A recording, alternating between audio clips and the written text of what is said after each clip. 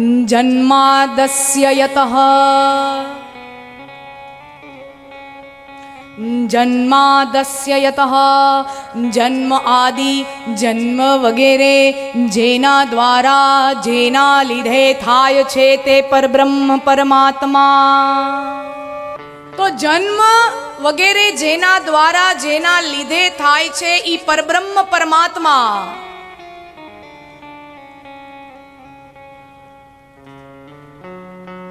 એને સમજવો કઈ રીતે? ઈ પરમાત્માની વ્યાખ્યા કરવી તો કરવી કઈ રીતે? જે અવ્યાખ્યેય છે, જેની વ્યાખ્યા શ્રુતિઓ નેતિ નેતિ કહીને અટકી જાય, એની વ્યાખ્યા કેવી રીતે કરવી?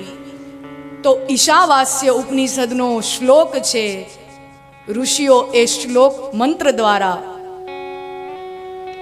ઈશાવાસ્ય ઉપનિષદની અંદર જે કહેવાયું એના દ્વારા શાંતિ મંત્ર તરીકે ઓળખાય છે. પરમાત્માની વ્યાખ્યા કરવાનો પ્રયત્ન થયો છે. પૂર્ણમદઃ પૂર્ણમિદં પૂર્ણાત પૂર્ણમુદચ્યતે પૂર્ણસ્ય પૂર્ણમાદાય પૂર્ણમેવાવશિષ્યતે. પૂર્ણમદઃ પૂર્ણમિદં. આ પરમાત્માની વ્યાખ્યા, અને આ ભગવાનની વ્યાખ્યા આપવા માટેનો આ મંત્ર છે. કોઈ સમારોહ ચાલતો હોય ને એની પૂર્ણાહુતિ વખતે આપણે ગાઈ નાખી પૂર્ણમિદં પૂર્ણમિદં પૂર્ણાત પૂર્ણ પૂર્ણ પૂર્ણ પૂર્ણ પૂર્ણ પૂર્ણ પૂર્ણ પૂર્ણ. આપણને એમ કે એની અંદર 5-6 વખત પૂર્ણ આવે છે તો પૂર્ણાહુતિ વખતે વાપરી નાખી. કોઈ સમારોહના કોઈ સભાના પૂર્ણાહુતિ માટેનું આ નથી. આ પરમાત્માની વ્યાખ્યા થઈ છે. પૂર્ણમદઃ આ પૂર્ણ છે, પૂર્ણમિદં તે પણ પૂર્ણ છે. પૂર્ણમાં પૂર્ણનો સરવાળો કરો કે પૂર્ણમાંથી પૂર્ણની બાદબાકી કરો તો પણ અંતે એ પૂર્ણ જ રહે છે. એ પરબ્રહ્મ પરમાત્મા છે. હવે વિચાર કરો, આ સમજવું કેમ? પૂર્ણમાં પૂર્ણનો સરવાળો કરો અને પૂર્ણમાંથી પૂર્ણની બાદબાકી કરો તોય એટલું ને એટલું રહે, એમાં વધારો ઘટાડો ન થાય. આ સમજવું કેમ? આપણે જે સંસારનું ગણિત શીખ્યા છીએ, the simple mathematics that we have learnt in life, એમાં એવું હોય કે તમારી પાસે ₹1,00,000 બંડલ હોય, એમાં હું 10,000 તમને આપું તો તમારી પાસે 1 ને 10 થાય. એમાંથી 50,000 હું લઈ લઉં તો તમારી પાસે 50,000 બચે. આ સંસારનું સાધારણ ગણિત છે.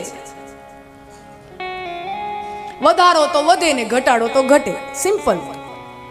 પણ અહીંયા ઉપનિષદો કહે છે કે જેનામાં વધારવાથી વૃદ્ધિ થતી નથી અને ઘટાડવાથી જેમાં ઘટાડો થતો નથી, ઈ પરમાત્મા છે. તો એને સમજવો કઈ રીતે? આપણી નજરની સામે જેટલું છે એમાં તો બધે એવું જ દેખાય, વધારો તો વધે ને ઘટાડો તો ઘટે, બધું એવું છે. ત્યારે આપણા ઋષિઓ કહે, એક પૂર્ણ નારી, પરમાત્માની વ્યાખ્યા આપવા માટે નારીનો સંદર્ભ આપ્યો છે, સ્ત્રીનો સંદર્ભ આપ્યો. પરમાત્મા કેવો છે? સ્ત્રી જેવો છે. એક પૂર્ણ નારી એક પૂર્ણ બાળકને જન્મ આપ્યા પછી પણ એ પૂર્ણ જ રહે છે. આ અસ્તિત્વનો મોટામાં મોટો ચમત્કાર છે. આ અસ્તિત્વનો મોટામાં મોટો ચમત્કાર છે. અને એ ચમત્કાર કરનારના દર્શન કરવાનું હું ને તમે ચૂકી જાય છે. એક પૂર્ણ સ્ત્રી એક પૂર્ણ બાળકને જન્મ આપે અને જન્મ આપ્યા પછી પણ એ પૂર્ણ જ રહે છે. કોઈ બાળકને જન્મ આપ્યો, ગર્ભવાન થઈ, એ પહેલા પણ એ સ્ત્રી પોતે પૂર્ણ જ હતી. એનામાં કોઈ ખામી નહોતી. એની અંદર જ્યારે એક જીવ વૃદ્ધિ પામે છે એના શરીરની અંદર, ત્યારે દેખીતી રીતે તો એકાકી તો એક જ દેખાય, એક એન્ટિટી, એક સંસ્થા તો એક જ દેખાય છે, બે નથી દેખાતી. અને જન્મ આપ્યા પછી પણ ઈ સ્ત્રી એવી ને એવી પૂર્ણ રહે છે. એમાં કોઈ પણ પ્રકારનો ઘટાડો થતો નથી. તમે ક્યાંય સાંભળ્યું કે પ્રસૂતિ પછી બાળકને જન્મ આપ્યા પછી પહેલા માને 2 ફેફસા હતા તો 1 ફેફસું બાળકને દીધું અને પછી બાળક જન્મ્યું હોય, 2 લીવર હોય તો 1 લીવર મામાંથી છોકરાને મળે અને પછી છોકરું જન્મે.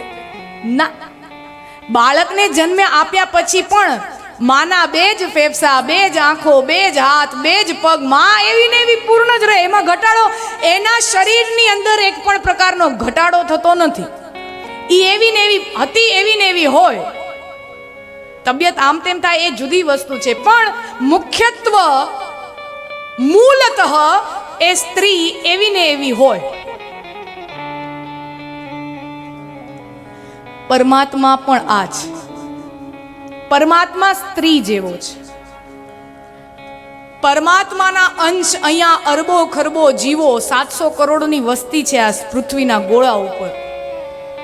700 કરોડ માણસો, 7 અબજ માણસોની સંખ્યા છે. ઢોર ઢાંખર પશુ અને આ બધા પેડ પૌધા ફૂલ ઝાડ, આ તો બધું અલગ, અરબો ખરબોની સંખ્યાઓ. અને એ બધાયની અંદર ઈ દિવ્ય અંશ છે, બધાયની અંદર ઈ તેજ છે, આત્મા છે. તો આટલા અરબો ખરબો અંશો આ ધરતી ઉપર અહીંયા જન્મ લે તો ઈ તેજનો પુંજ, ઈ પરમાત્મા ખતમ ન થઈ જવો જોઈએ, ખાલી ન થઈ જવો જોઈએ. હે, ઈ ખતમ ન થઈ જવો જોઈએ. ઈ તેજનો પુંજ એમનેમ બરકરાર રહે છે, ઇન્ટેક્ટ રહે છે, એમાં કોઈ ઘટાડો થતો નથી. અને આ જ્યારે સૃષ્ટિનો આખો લય થઈ જાય અને તમામ સૃષ્ટિ જ્યારે પરમ ચૈતન્યની અંદર, ઈ ઉર્જાની અંદર પાછી વિલીન થઈ જાય, ત્યારે સૃષ્ટિનો લય થયા પછી પણ ઈ પરમાત્મામાં કોઈ વૃદ્ધિ થતી નથી, કારણ કે ઈ પૂર્ણ પરબ્રહ્મ પરમાત્મા છે, ઈ પૂર્ણ છે, ઈ એટલું ને એટલું રહે છે. જન્માંદસ્ય યતઃ અન્વયાવ્યતિરેકાભ્યામ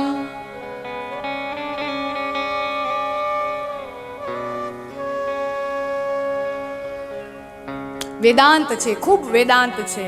અને આ ધારીએ ને તો આ એક શ્લોક ઉપર 7 દિવસની કથા થઈ શકે, મૂકવાનું મન ન થાય એવો આ શ્લોક છે.